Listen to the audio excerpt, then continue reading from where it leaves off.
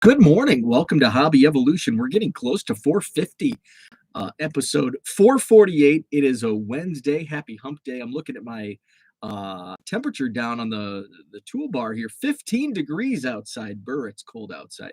Took the dog for a walk a couple days ago because it was like 38. It's that time in the winter where 38 degrees is like, hey, it's above freezing. We can go for a walk. And then in like September, it's 38 degrees and it's like, get me my parka. I'm not leaving the house. What's up, Jenny? Good morning.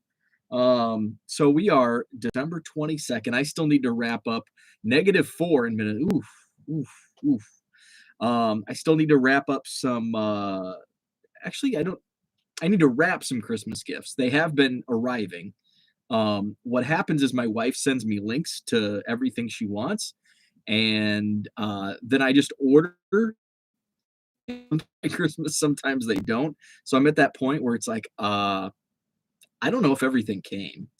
So I need to like go back and look at the text that she sent me and just cross check. Okay, this came in, this came in, this is still out somewhere. So I still need to do some last minute, just like stocking stuffers, that sort of thing. So I say every day I'll do that, but I'll probably wait until Friday. Um, Friday being Christmas Eve. Herman's with us. What's up? Good morning, Herman. So today I want to share my hot take on redemptions, and it's likely going to be in the minority. But I'll preface saying I don't like redemptions, but I do understand if you've listened to Brian Gray from Leaf, and the way he explains redemptions, it's well, you either have autographs in the product or you don't. So do you want autographs? Sometimes if you want autographs, you're going to have redemption. So he shares that in various podcasts, and he's active on Twitter. So if you do want his take on it, I'm sure he will answer that. It's just kind of redemptions are a necessity for these card companies. So even though I don't like them, they are a necessity. And I do have an opinion regarding expiration dates on these. Update on where I'm at this week. So yesterday I was going to use as kind of a heavy shipping day. I kind of blew through shipping. And I ended up listing about 275 cards in my eBay store yesterday. So almost 600 listed this week. Today, of course, shipping. So the goal is when it's like a heavy ship day, like today again, and it's going to be like that day in, day out. It's going to like at least do 100 listings, per day. So that's just kind of the intent, the goal today. Last night I was going through some one of the bulk box that I picked up, and this was bulk box of like color parallels, refractors, some autographs that I bought in a collection on my way to the Chicago show last month. I haven't really gone through it, and a lot of it's chromium, which don't run through my scanner. When I can run cards through the scanner, I can really hammer these listings out. But the chromium, I have to like take pictures with my phone and then upload them to Image Shack, and it's just the process takes a little longer. But there's going to be a day I'm going to focus on doing that just to get some of those items listed. This week it's been a lot of 80s and 90s, which has actually been kind of fun.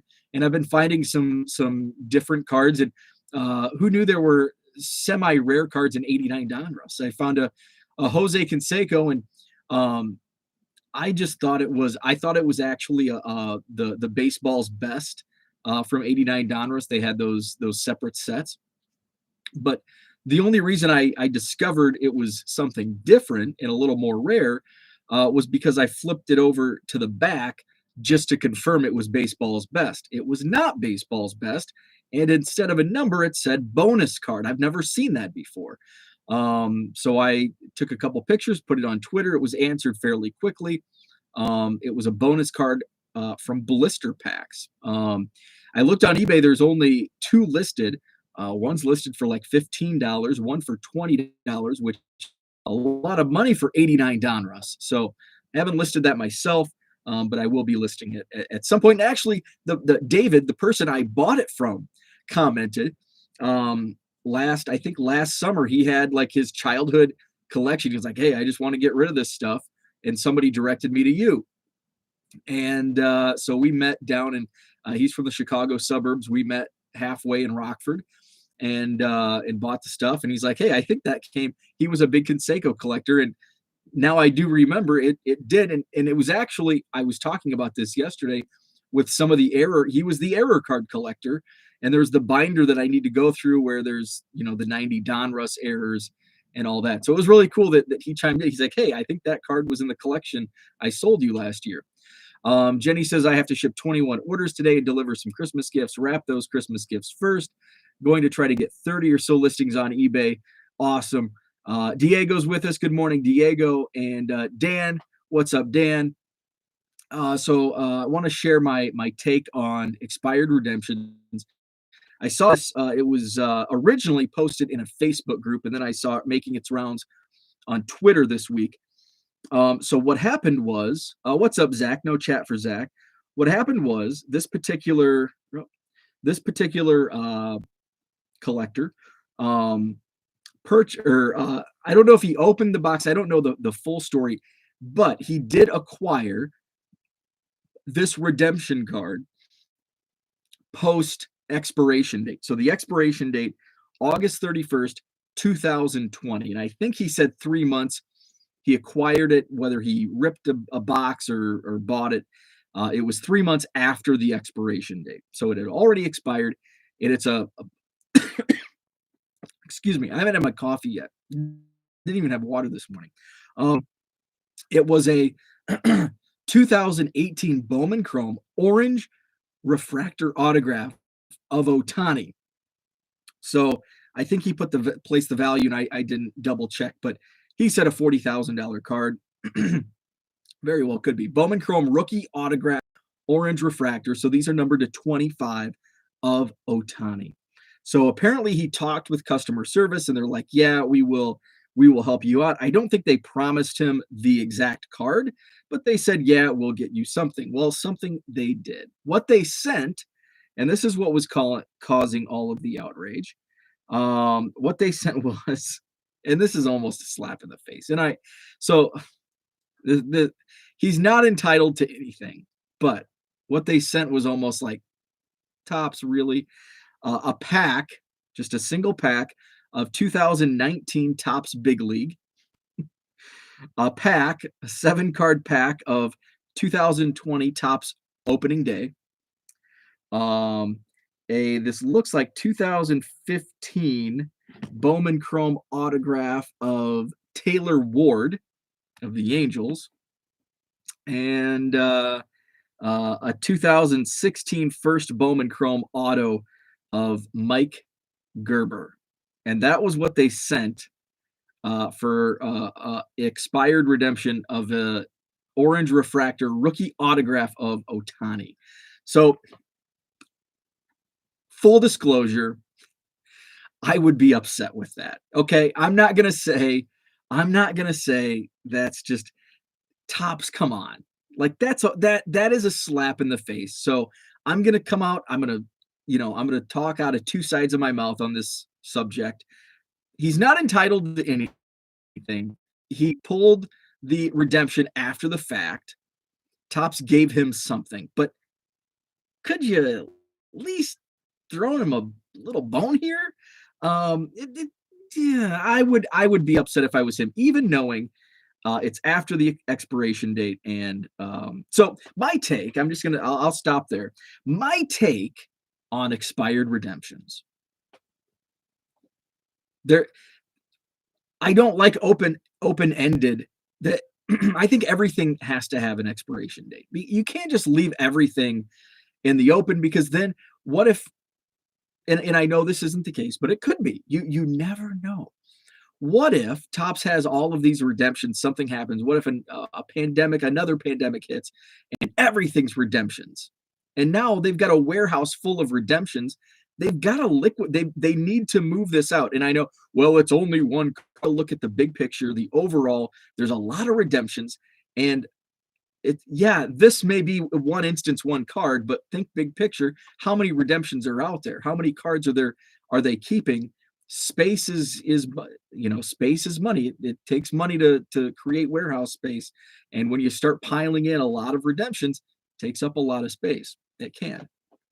So you have to have an expiration date, because then that gives them, they're not sitting and waiting, where somebody may have this redemption card in an unopened box that they're never going to open. It's going to go to their grave, and maybe their grandkids inherit their unopened box collection where there's all these redemptions, and that, you can't be on the hook for 60 years for an old redemption.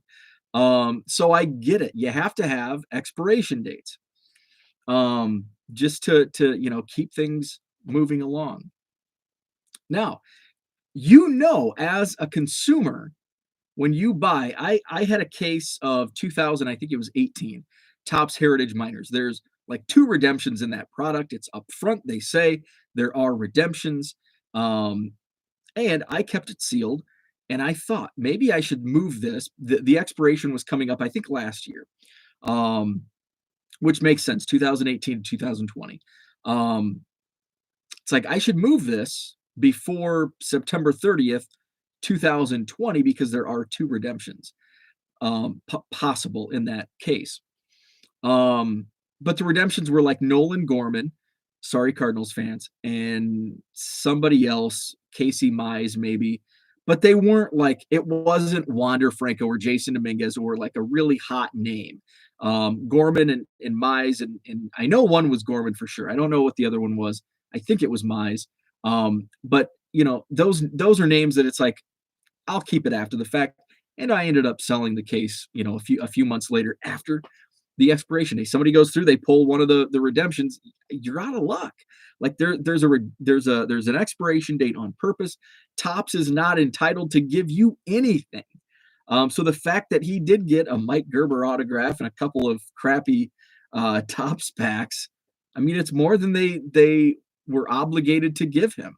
He knew at the time there's a possibility of an expired redemption, and Topps has a history of not redeeming expired redemptions. Now, Panini is on the redemption front, and I know people hate Panini points and all that, but Panini does a great job at, and I know we can cherry pick all day, like good instances, bad. Panini does a good job with expired redemptions. I bought, I think it was Black Friday 2017. I bought a bunch of Elite Extra Edition. I think it was just that. And I pulled a ton of redemptions. And they were all expired. They were from 2013. They were expired by two or at least a year. And I redeemed them. I received a couple of them. A couple of them, went into the abyss. And I reached out to customer service at Panini, and I said, hey, I've got these expired redemptions. Is there anything you can give me for them? And they gave me Panini points. And yeah, poo-poo Panini points, but they gave me something where Topps historically has not given you really anything. This guy, bummer. But you got more than what you were expected. So my take on redemptions, expired redemptions, hey, you're not obligated. Like, going in, Topps warns you there may be expired. There's a chance there's a redemption, and there are expiration dates, and they're not entitled. And what do they do? What I am curious, how many orange refractor autos of Ohtani are out there that are still out there, or how many do they have? How many do they have just sitting in a warehouse, or do they have like a party like these these expired on August 31st, 2020? Do they have a party on September 1st and like, hey, here's an Ohtani, you get an Ohtani, you get an Ohtani, and just hand them out like candy? I don't know. It's curious. I'm curious. Let's see. I'm gonna go back up into the chat. Let's see. Diego, my store has no orders. Send me your store link. No link. I just wanted to feel like part of the experience. Um, I don't see why redemptions have expiration dates when it's I don't know how the operate. I mean, none of us really know how the operation actually works. There could be a perfect explanation, but there could be multiple reasons. There could be a very good reason. I don't think any of us are privy to that knowledge, that information. Um, Wax prices should drop after the redemptions expire. That's in. I agree to an extent. Like my example with Heritage Miners, no, because there's two redemptions, and what are the odds that they're going to be in that particular case, and especially when it comes to a box, the odds are one in whatever. But in certain products, if there's a chase, if their 2018 Bowman apparently has some pretty good redemptions, and if you pull uh, uh, a great redemption of Otani after the fact, you're getting about $20 in value for it. And I agree, Herman. In instances like that, yeah, I'm not paying for, and also you have to take a look at what else is on the checklist. And what else is being chased in that product. But maybe maybe they should be dropped, a certain percentage, if there's a number of redemptions or a chaser type redemption. Better get that redemption in before it expires, so I can get a pack of 2021 Big League. Panini points better than a stick in the eye. It is in actually checked out. I don't have any Panini points left. I ended up using them all on a prospect that Esteri Ruiz of the Padres. I think he's going to be in Double A, maybe even Triple A this year. I thought he could turn into something. It appears not. He's no longer on their top 30 prospect list, which it's almost one of those things where I've still got them in a box. Like I haven't listed them on eBay yet, and it's like, and I did have to. And I will say, before George reminds me, I will say, while Panini does good with expired redemptions and their Panini points, they do suck because not only do they use Scotch tape on top loaders when they ship redemptions to you, but also they charge you shipping, which really pisses me off. And they don't combine shipping. Like, okay, if you want to charge $3 or $4 for shipping, okay. But I had like the Asteria Ruiz. I ordered like 6 cards. They charged me like $14. And guess what? They were shipped with Scotch tape on the top loaders, loose in a bubble mailer. There's like nope. They put a piece of Scotch tape over the top loader, and then they drop the top loader in a bubble mailer, and that's how they send them. So I will take points. See what I did there? I will take points off of Panini for their shipping practices. Let's see. I used to think Bowman was its own product, not a Topps owned, because like Panini Topps Bowman didn't seem fitting to Topps. Panini does make very awesome cards. I enjoy them more than Topps. I like some. Some are pretty, and I guess that you can kind of say the same with Topps. Like there's products. I hate opening day, and I know Jenny, you like opening day.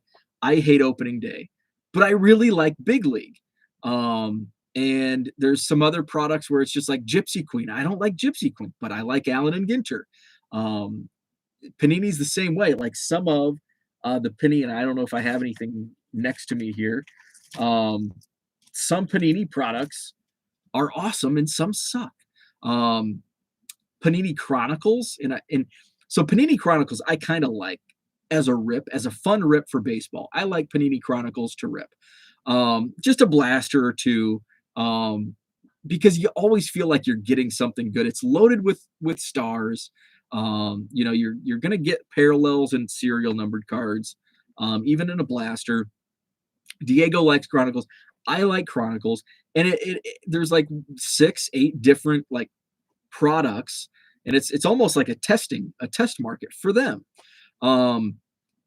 Some of the like score and like I guess it's just Chronicles base look like crap, but there's some in there like Titan and XR and Mose, which is now its standalone. Like those are cool cards. Those are really cool. Some are like super thick, and it's like you feel like you got a hit where it's just a base card. It's that line of whatever card. So I do like Chronicles. When I went to Walmart, what today's only Wednesday. I'm like way this week is really screwing with my head. I went to Walmart. Obsidian, yeah, Obsidian.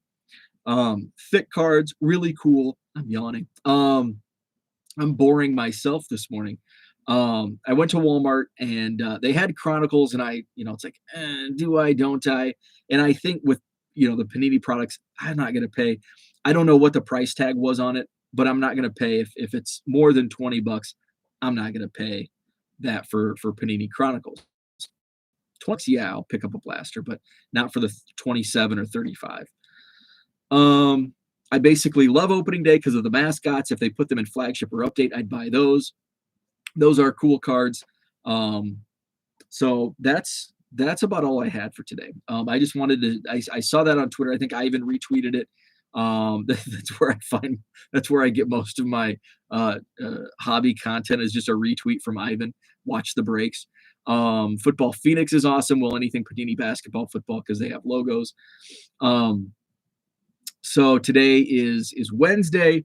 Gonna do some shipping this morning, and then hope to add. And again, today is going to be more baseball going into my eBay store.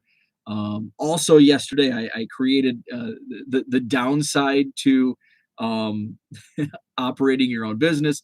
I was creating spreadsheets, profits and expense reports, and profits and losses.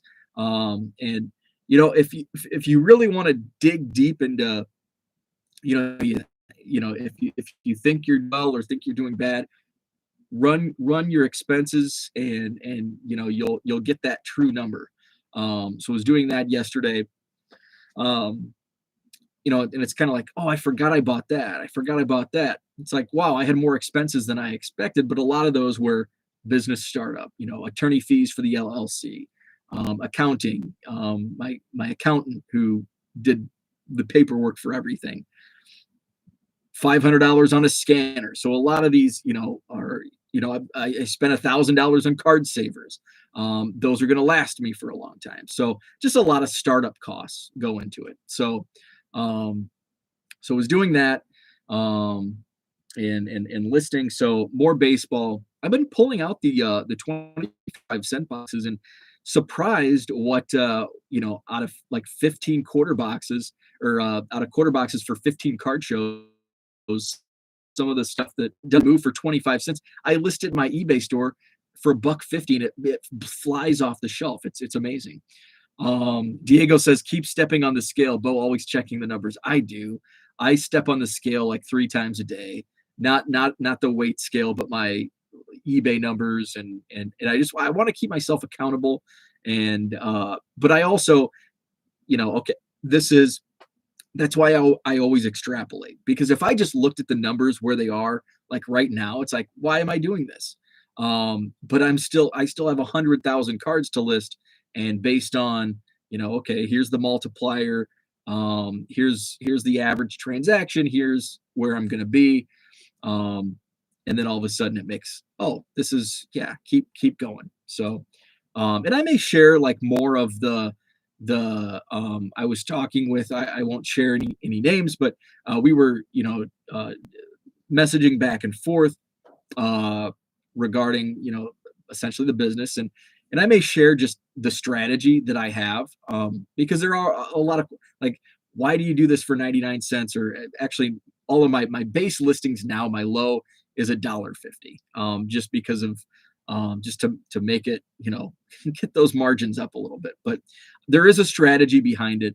It's a 1-year plan, and I may take you through that business plan, and just share my strategy, and how I keep myself accountable, and how I keep myself motivated, because there are some down days where it's like, you didn't sell anything. Well, you sold very little, and it's like, what if this happens tomorrow, and the next day, and the next day? Am I going to have to go back and work in an office again?